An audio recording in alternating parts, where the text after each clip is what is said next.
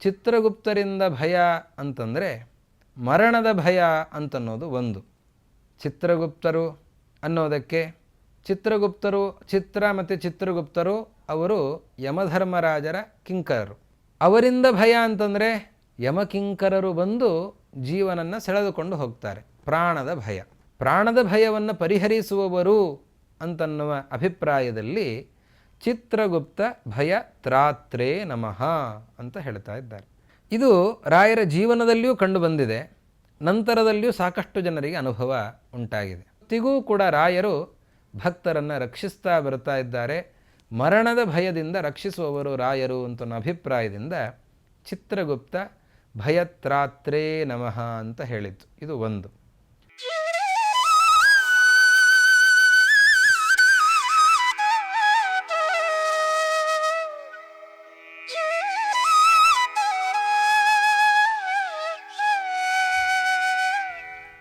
ಶ್ರೀ ಗುರುಭ್ಯೋ ನಮಃ. ಹರಿ ಓಂ. ಮೂಕೋಪಿ ಯತ್ಪ್ರಸಾದೇನ ಮುಕುಂದ ಶಯನಾಯತೆ ರಾಜರಾಜಾಯತೆ ರಿಕ್ತೋ ರಾಘವೇಂದ್ರಂ ತಮಾಶ್ರಯೇ.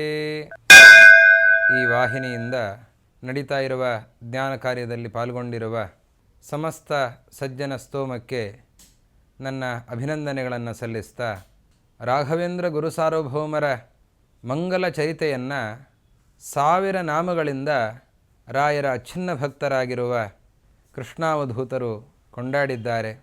ಆ ನಾಮಗಳಲ್ಲಿ ಓಂ ಚಿತ್ರಗುಪ್ತ ಭಯತ್ರಾತ್ರೇ ನಮಃ ರಾಯರ 308ನೆಯ ನಾಮವನ್ನು ಕೃಷ್ಣಾವಧೂತರು ಹೇಳ್ತಾ ಇದ್ದಾರೆ. ಓಂ ಚಿತ್ರಗುಪ್ತ ಭಯ ತ್ರಾತ್ರೇ ನಮಃ ಓಂ ಅಂತ ಅವರನ್ನು ಕೊಂಡಾಡ್ತಾ ಇದ್ದಾರೆ. ಚಿತ್ರಗುಪ್ತರಿಂದ ಉಂಟಾಗುವ, ಸುಲಭವಾಗಿ ಅರ್ಥ ಆಗತ್ತೆ, ಚಿತ್ರಗುಪ್ತ ಭಯ, ಚಿತ್ರಗುಪ್ತರಿಂದ ಉಂಟಾಗುವಂತಹ ಭಯ.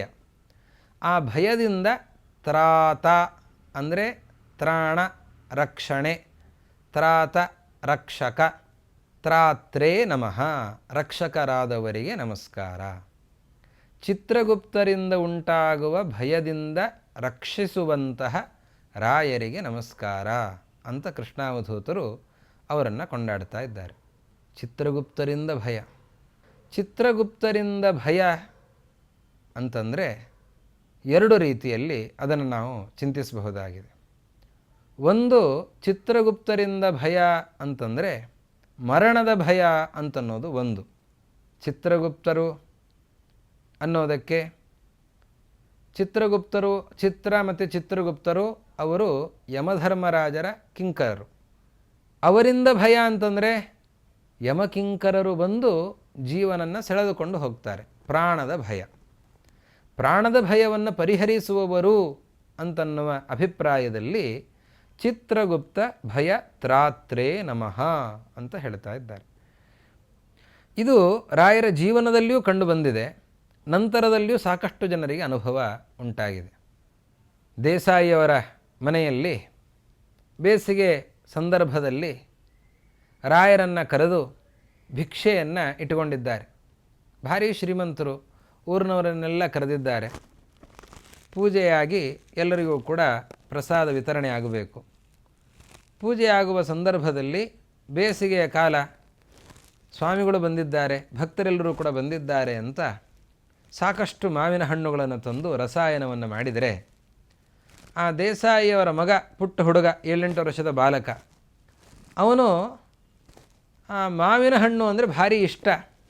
ಅದಕ್ಕೆ ಆ ಹಣ್ಣಿನ ರಸಾಯನದ ಪಾತ್ರೆಯಲ್ಲಿ ಇಣುಕಿ ನೋಡಲಿಕ್ಕೆ ಹೋಗಿದ್ದಾನೆ. ಓ, ಇಷ್ಟೊಂದು ಹಣ್ಣಿನ ರಸಾಯನ ಇದೆ ಅಂತ ಭಾರೀ ಖುಷಿಯಾಗಿಬಿಟ್ಟಿದೆ ಅವನಿಗೆ. ಆ ಹಣ್ಣು ಅಂದರೆ ಭಾರಿ ಇಷ್ಟ ಅವನಿಗೆ. ಇಣುಕಿ ನೋಡಲಿಕ್ಕೆ ಹೋಗಿದ್ದಾನೆ. ಹಾಗೆ ಇಣುಕಿ ನೋಡ್ತಾ ನೋಡ್ತಾ ಪೂರ್ತಿ ಬಗ್ಗಿದ್ದಾನೆ. ಕಾಲಿಗೆ ಎಟಕದಷ್ಟು ಎತ್ತರದಲ್ಲಿದೆ ಆ ಪಾತ್ರೆ. ಅವನು ಕೆಳಗಡೆ ನಿಂತ್ಕೊಂಡ್ರೆ ಬಗ್ಲಿಕ್ಕಾಗಲ್ಲ. ಅವನು ಕಾಲನ್ನು ಎತ್ತರಿಸಿ ಬಗ್ಗಿ ನೋಡ್ತಾ ಇದ್ದಾನೆ. ಬಗ್ಗುತ್ತಾ ಅದರಲ್ಲಿ ಪಾತ್ರೆಯಲ್ಲಿ ಮುಳುಗಿಬಿಟ್ಟಿದ್ದಾನೆ. ಬಹಳ ಹೊತ್ತಾಯಿತು, ಪ್ರಾಣವನ್ನೇ ಕಳ್ಕೊಂಡ್ಬಿಟ್ಟಿದ್ದಾನೆ. ನಂತರದಲ್ಲಿ ರಾಯರು ದೇಸಾಯಿ ಅವರಿಗೆ ಹೇಳಿ, ಯಜಮಾನನಿಗೆ ಹೇಳಿ, ಆ ಮಗನ ಶವವನ್ನು ತರಿಸಿ ಪ್ರೋಕ್ಷಣೆಯನ್ನು ಮಾಡಿದರೆ ಮತ್ತೆ ಅವನು ಬದುಕಿ ಬಂದಿದ್ದಾನೆ. ಮಲಗಿದ ಹುಡುಗ ಎದ್ದಂತೆ ಅವನು ಸುಲಭವಾಗಿ ಎದ್ದಿದ್ದಾನೆ. ಮರಣದ ಭಯ, ಇಡೀ ಮನೆಯಲ್ಲಿ ಆ ಮರಣದ ಭಯ ಉಂಟಾಗಿತ್ತು. ಅದನ್ನು ಪರಿಹಾರ ಮಾಡಿದವರು ರಾಯರು. ಹೀಗೆ ಮರಣದ ಭಯದಿಂದ ರಕ್ಷಣೆ ಮಾಡಿದವರು ರಾಯರು ಅಂತ ನಮ್ಮ ಗುರುಗಳು ಈ ಕಥೆಯನ್ನು ಪೇಜಾವರ ಶ್ರೀಪಾದರು, ಪ್ರಾತಸ್ಮರಣೀಯರಾದ ಶ್ರೀ ವಿಶ್ವೇಶತೀರ್ಥ ಶ್ರೀಪಾದರು ಈ ಕಥೆಯನ್ನು ಯಾವಾಗಲೂ ಹೇಳೋರು. ಈ ಕಥೆಯಿಂದ ನಮಗೊಂದು ಸಂದೇಶ ಸಿಗತ್ತೆ. ಆ ಪುಟ್ಟ ಹುಡುಗ ಮಾವಿನ ಹಣ್ಣಿನ ರಸಾಯನದ ಪಾತ್ರೆಯಲ್ಲಿ ಮುಳುಗಿದ. ವಾಸ್ತವವಾಗಿ ಹಣ್ಣಿನ ರಸಾಯನವನ್ನು ನಮ್ಮ ಎಲೆಯಲ್ಲಿ ಹಾಕಿಕೊಂಡು ಎಷ್ಟು ಬೇಕೋ ಅಷ್ಟು ತಿನ್ನಬೇಕು. ತಿಂದರೆ ಆವಾಗ ನಮಗೆ ಎಷ್ಟು ಹಿತಮಿತವಾಗಿ ತಿಂದರೆ ಅದು ಆರೋಗ್ಯಕರವಾಗಿರುತ್ತೆ. ಯೋಗ್ಯವಾಗಿರುವಂತಹ ಹಣ್ಣಿನ ರಸವನ್ನು ತಿಂದರೆ ಅದು ನಾಲಿಗೆಗೂ ಹಿತ ಆಗುತ್ತೆ, ಶರೀರಕ್ಕೂ ಹಿತ ಆಗುತ್ತೆ. ಅದು ಚೆನ್ನಾಗಿದೆ ಅಂತ ಹೇಳಿ ರಸಾಯನದಲ್ಲೇ ಮುಳುಗಿದರೆ ಪ್ರಾಣನೇ ಹೋಗುತ್ತೆ. ನಮ್ಮ ಪರಿಸ್ಥಿತಿನೂ ಅಷ್ಟೇ. ದೇಸಾಯಿಯವರ ಮಗನ ಪರಿಸ್ಥಿತಿ ಬೇರೆ ಅಲ್ಲ, ನಮ್ಮ ಪರಿಸ್ಥಿತಿ ಬೇರೆ ಅಲ್ಲ. ದೇಸಾಯಿಯವರ ಮಗ ಮಾವಿನ ಹಣ್ಣಿನ ರಸಾಯನ ಚೆನ್ನಾಗಿದೆ ಅಂತ ಹೇಳಿ ಪಾತ್ರೆಯಲ್ಲೇ ಮುಳುಗಿಬಿಟ್ಟ. ನಾವು ಮಾಡ್ತಾ ಇರೋದು ಅಷ್ಟೇ. ವಿಷಯ ಪದಾರ್ಥಗಳು, ಲೋಕದಲ್ಲಿರುವಂತಹ ವಿಷಯ ಪದಾರ್ಥಗಳು, ಯಾವುದೋ ರೂಪ ಆಗಿರಬಹುದು, ರಸ ಆಗಿರಬಹುದು, ಗಂಧ ಆಗಿರಬಹುದು, ಇದನ್ನೆಲ್ಲವನ್ನೂ ಕೂಡ ನಮ್ಮ ಇಂದ್ರಿಯಗಳಿಗೆ ಸ್ವಲ್ಪ ಮಟ್ಟಿಗೆ ಸುಖವನ್ನು ಕೊಡೋದಕ್ಕೆ ಎಷ್ಟು ಬೇಕೋ ಅಷ್ಟನ್ನೇ ಸೇವಿಸಿದರೆ ಅದು ಇಂದ್ರಿಯಗಳಿಗೂ ಹಿತ, ಆರೋಗ್ಯಕ್ಕೂ ಹಿತ, ಆತ್ಮನಿಗೂ ಹಿತ. ಅದು ವಿಷಯಗಳನ್ನು ಎಷ್ಟು ಭೋಗಿಸಬೇಕೋ ಅದು ಚೌಕಟ್ಟಿನಲ್ಲಿ, ಅದು ಧರ್ಮಕ್ಕೆ ಅವಿರುದ್ಧವಾಗಿ ವಿಷಯಗಳನ್ನು, ದೇವರಿಗೆ ಅರ್ಪಿತವಾಗಿರುವ ಪದಾರ್ಥಗಳನ್ನು ಭುಂಜಿಸೋದು, ಅರ್ಪಿತವಾಗಿರುವಂತಹ ಕುಸುಮಗಳ ಗಂಧವನ್ನು ಆಘ್ರಾಣಿಸೋದು, ಹಾಗೆ ಆ ವಿಷಯಗಳನ್ನೆಲ್ಲವನ್ನೂ ಕೂಡ ದೇವರ ಮೂರ್ತಿಗಳನ್ನು ನೋಡಿ ಸಂತೋಷ ಪಡೋದು, ಇದನ್ನೆಲ್ಲವನ್ನು ಮಾಡ್ತಾ ಇದ್ದರೆ ಇಂದ್ರಿಯಗಳಿಗೂ ಹಿತ, ಅದರಿಂದ ಆತ್ಮನಿಗೂ ಕೂಡ ಹಿತ. ಅದಲ್ಲದೇನೆ ಅದನ್ನು ಮೀರಿ ನಾವು ಏನು ಮಾಡ್ತಾ ಇದ್ದೇವೆ ಅಂತಂದರೆ ಆ ವಿಷಯಗಳಲ್ಲೇ ಮುಳುಗಿಬಿಡುತ್ತೇವೆ.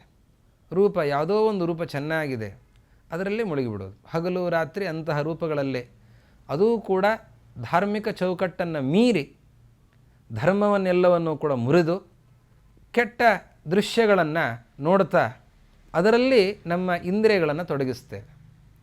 ಕಿವಿ ಗ್ರಾಮ್ಯ ಗೀತೆಗಳನ್ನು ಕೇಳೋದರಲ್ಲೇ ನಮ್ಮ ಕಿವಿಯನ್ನು ತೊಡಗಿಸ್ತೇವೆ. ನಾಲಿಗೆ ಅಭೋಜ್ಯವಾದದ್ದನ್ನು ತಿನ್ನೋದರಲ್ಲಿ ನಾಲಿಗೆಯನ್ನು ತೊಡಗಿಸ್ತೇವೆ. ಪರಿಸ್ಥಿತಿ ಏನಾಗತ್ತೆ, ದೇಸಾಯಿಯವರ ಮಗನ ಪರಿಸ್ಥಿತಿ ಏನಾಯಿತೋ ಅದೇ ಪರಿಸ್ಥಿತಿ ನಮ್ಮದು ಆಗತ್ತೆ. ಎಷ್ಟು ಹಿತಮಿತವಾಗಿ ಬೇಕೋ ಇಂದ್ರಿಯಗಳ ತೃಪ್ತಿಗೆ, ಆತ್ಮತೃಪ್ತಿಗೆ ಎಷ್ಟು ಬೇಕೋ ಅಷ್ಟನ್ನೇ ಸೇವಿಸಿದರೆ, ಧಾರ್ಮಿಕ ಚೌಕಟ್ಟಿನಲ್ಲಿ ವಿಷಯಗಳನ್ನು ಸೇವಿಸಿದರೆ ಅದು ಹಿತವಾಗಿರುತ್ತೆ. ಅದನ್ನು ಮೀರಿ ಅದನ್ನೆಲ್ಲವನ್ನೂ ಕೂಡ ಮುರಿದು ಅದರಲ್ಲೇ ನಾವು ಆಸಕ್ತರಾದರೆ ದೇಸಾಯಿಯವರ ಮಗ ಪ್ರಾಣವನ್ನು ಕಳೆದುಕೊಂಡಂತೆ ನಾವು ನಮ್ಮನ್ನೇ ಕಳೆದುಕೊಳ್ಳುವಂತಹ ಪ್ರಸಂಗ ಬರುತ್ತೆ. ಆದರೆ ದೇಸಾಯಿಯವರ ಮಗನ್ನ ಬದುಕಿಸೋದಕ್ಕೆ ರಾಯರಿದ್ದರು. ನಾವು ದೇಸಾಯಿಯವರು ರಾಯರ ಭಕ್ತರಾಗಿದ್ದು ಅವರ ಮಗ ಪ್ರಾಣವನ್ನು ಕಳೆದುಕೊಂಡು ಬಂದಾಗ ರಾಯರಿಂದ ಅವರನ್ನು ಬದುಕಿಸಲಿಕ್ಕಾಯಿತು. ನಾವು ನಮ್ಮನ್ನೇ ಕಳೆದುಕೊಂಡು ಬಿಟ್ಟರೆ ಆವಾಗ ನಾವು ಕೊನೆಗೆ ರಾಯರಿಗೆ ಶರಣಾಗತರಾಗಬೇಕು. ನಮ್ಮನ್ನು ಕಳೆದುಕೊಂಡಿದ್ದೇವೆ, ಅದಕ್ಕೆ ನಮ್ಮ ಪ್ರಾಣ ಹೋಗುವ ಪರಿಸ್ಥಿತಿ ಬಂದಿದೆ, ಎಲ್ಲ ಇಂದ್ರಿಯಗಳು ಹುಚ್ಚಾಪಟ್ಟೆ ವಿಷಯಗಳಲ್ಲಿ ಆಸಕ್ತವಾಗಿವೆ, ಆತ್ಮ ಹನನ ಇದರಿಂದ ಆಗ್ತಾ ಇದೆ. ಅದಕ್ಕೋಸ್ಕರ ರಾಯರೇ ನೀವೇ ನಮ್ಮನ್ನು ರಕ್ಷಿಸಬೇಕು ಅಂತ ಕೇಳಿಕೊಂಡ್ರೆ ರಾಯರು ರಕ್ಷಿಸಿದರೆ ಆವಾಗ ನಮ್ಮ ಜೀವನ ಇದೆ. ಇಲ್ಲ ಅಂತಾದರೆ ಅಧಃಪಾತವೇ ಆಗತ್ತೆ. ಆದ್ದರಿಂದ ಈ ಎಚ್ಚರಿಕೆ ನಮ್ಮಲ್ಲಿ ಯಾವಾಗಲೂ ಕೂಡ ಇರಬೇಕು ಅನ್ನುವ ಸಂದೇಶವನ್ನು ನಮ್ಮ ಗುರುಗಳು ಯಾವತ್ತಿಗೂ ಕೂಡ ಹೇಳ್ತಾ ಇದ್ದರು. ಹೀಗೆ ಚಿತ್ರಗುಪ್ತರಿಂದ ಉಂಟಾದ ಭಯದಿಂದ ರಕ್ಷಣೆ ಮಾಡಿದಂಥವರು ರಾಯರು.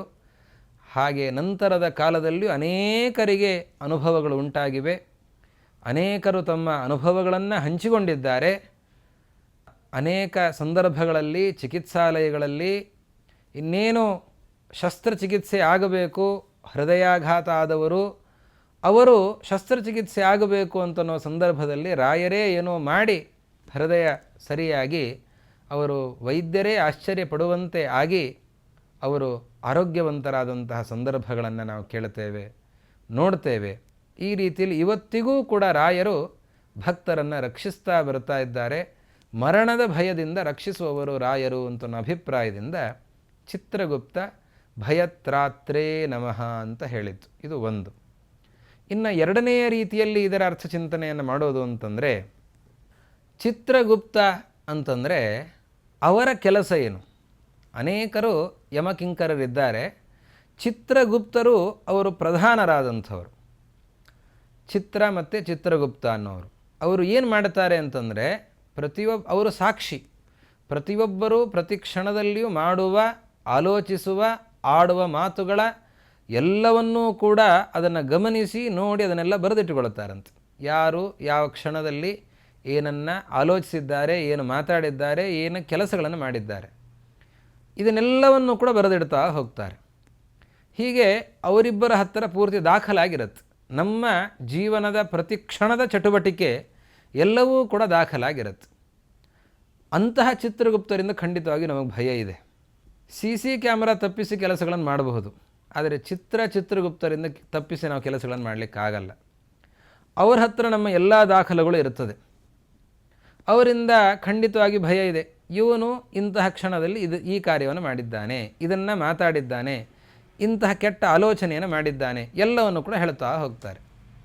ಅದಕ್ಕೆ ನಮಗೆ ಶಿಕ್ಷೆ ಅಂತ ನೋಡ್ತಾ ಹೋದರೆ, ಜೀವನದುದ್ದಕ್ಕೂ ಹುಟ್ಟಿದಾಗಿಂದ ಬಿಡಿ 14ನೇ ವರ್ಷದ ತನಕ ಶಿಕ್ಷೆ ಇಲ್ಲ ಅಂತ, 14ನೇ ವರ್ಷದಿಂದ ಆರಂಭಗೊಂಡು ಸಾಯುವ ಕ್ಷಣದ ತನಕ ಪ್ರತಿ ಕ್ಷಣದಲ್ಲಿ ನಡೆಯುವಂತಹ ಏನು ಘಟನಾವಳಿಗಳಿವೆ ಅದನ್ನೆಲ್ಲವನ್ನೂ ಕೂಡ ಬರೆದಿಟ್ಟಿರುವ ಚಿತ್ರಗುಪ್ತರು ಅದನ್ನೆಲ್ಲವನ್ನು ಯಮ ಧರ್ಮರಾಜರ ಮುಂದೆ ಒಪ್ಪಿಸಿದಾಗ ನಮಗೆ ಆಗುವ ಶಿಕ್ಷೆಗಳನ್ನು ನಾವು ಊಹಿಸಲಿಕ್ಕೂ ಸಾಧ್ಯ ಇಲ್ಲ. ಅಷ್ಟು ಶಿಕ್ಷೆಗಳಾಗಬೇಕಾಗತ್ತೆ. ಅಂತಹ ಶಿಕ್ಷೆಗಳಿಂದ ರಕ್ಷಿಸುವವರು ರಾಯರು. ಅವರ ಬಳಿಗೆ ಯಾರು ಬರ್ತಾರೆ, ಅವರ ಭಕ್ತರು ಯಾರು ಆಗ್ತಾ ಇದ್ದಾರೆ, ತಮ್ಮನ್ನು ಯಾರು ಅರ್ಪಿಸ್ತಾ ಇದ್ದಾರೆ, ಅವರ ದರ್ಶನ ಮಾಡಿದರೆ ಸಾಕು. ಚಿತ್ರಗುಪ್ತ ಭಯತ್ರಾತ್ರೇ ನಮಃ ಅಂತಂದರೆ ಅವರ ಸ್ಮರಣೆ ಮಾಡಿದರೆ ಸಾಕು. ಶ್ರೀ ರಾಘವೇಂದ್ರಾಯ ನಮಃ ಅಂತ ಸ್ಮರಣೆ ಮಾಡಿದರೆ ಸಾಕು, ನೆನಪಿಸಿಕೊಂಡ್ರೆ ಸಾಕು, ನಮ್ಮ ಎಲ್ಲ ಪಾಪವೂ ಕೂಡ ಪರಿಹಾರ ಆಗತ್ತೆ. ಅಂತಹ ಶಕ್ತಿ ಆ ರಾಯರಲ್ಲಿದೆ. ಆವಾಗೇನಾಯಿತು, ಇಲ್ಲಿಯ ತನಕ ನಮ್ಮ ಜೀವನದ ಪಾಪಕರ್ಮಗಳನ್ನು ಎಲ್ಲವನ್ನು ಕೂಡ ಏನು ದಾಖಲು ಮಾಡಿದ್ದಾರೆ ಅದೆಲ್ಲದಕ್ಕೂ ಕೂಡ ಚಿತ್ರಗುಪ್ತರ ಕೊನೆಗೆ ಕೆಂಪು ಶಾಹಿಯಿಂದ ಕಾಟ್ ಹಾಕಿಬಿಡುತ್ತಾರೆ. ಹೋಯಿತು, ಅದೆಲ್ಲವೂ ಕೂಡ ಹೋಯಿತು. ಪಾಪಕರ್ಮಗಳ ಫಲ ಎಲ್ಲವೂ ಕೂಡ ರದ್ದಾಯಿತು. ಇದು ಯಾವುದರಿಂದ ಆದದ್ದು? ರಾಯರ ಸ್ಮರಣೆಯಿಂದ. ರಾಯರ ದರ್ಶನ, ರಾಯರ ಸ್ಮರಣೆ ಇದು ನಮ್ಮ ಪಾಪಕರ್ಮಗಳ ಫಲವನ್ನು ಎಲ್ಲವನ್ನೂ ಕೂಡ ತೊಡೆದು ಹಾಕತ್ತೆ. ಅಂತಹ ಶಕ್ತಿ ರಾಯರಲ್ಲಿದೆ. ಆದ್ದರಿಂದ ಶಿಕ್ಷೆಯಿಂದ, ಯಮಧರ್ಮರಾಜರಿಂದ ಆಗುವ ಶಿಕ್ಷೆಯಿಂದ ನಮ್ಮನ್ನು ರಕ್ಷಿಸುವ ಶಕ್ತಿ, ಸಾಮರ್ಥ್ಯ ಅದು ರಾಯರಲ್ಲಿದೆ ಅನ್ನುವ ಕಾರಣದಿಂದ ಚಿತ್ರಗುಪ್ತ ಭಯತ್ರಾತ್ರೇ ನಮಃ ಅಂತ ಹೇಳ್ತಾ ಇದ್ದಾರೆ. ಆ ಕಾರಣದಿಂದ ನಿರಂತರವಾಗಿಯೂ ಕೂಡ ನಾವು ರಾಯರ ಸ್ಮರಣೆಯನ್ನು ಮಾಡಬೇಕು. ಮಾಡಿದಾಗ ನಮ್ಮ ಪಾಪ ಎಲ್ಲವೂ ಕೂಡ ಪರಿಹೃತವಾಗಿ ನಾವು ಅದರಿಂದ ಆ ಶಿಕ್ಷೆಗಳಿಂದ ಮುಕ್ತರಾಗಲಿಕ್ಕೆ ಸಾಧ್ಯ ಅನ್ನುವ ಭಾವನೆಯಿಂದ ಕೃಷ್ಣಾವಧೂತರು ರಾಯರನ್ನು ವಂದಿಸ್ತಾ ಇದ್ದಾರೆ. ಓಂ ಚಿತ್ರಗುಪ್ತ ಭಯತ್ರಾತ್ರೇ ನಮಃ ಓಂ ಎಂಬುದಾಗಿ ಮುಂದಿನ ನಾಮದ ಅರ್ಥಚಿಂತನೆಯನ್ನು ಮುಂದೆ ಮಾಡೋಣ. ಶ್ರೀ ಗುರು ಮಧ್ವೇಶ ಅರ್ಪಣಮಸ್ತು.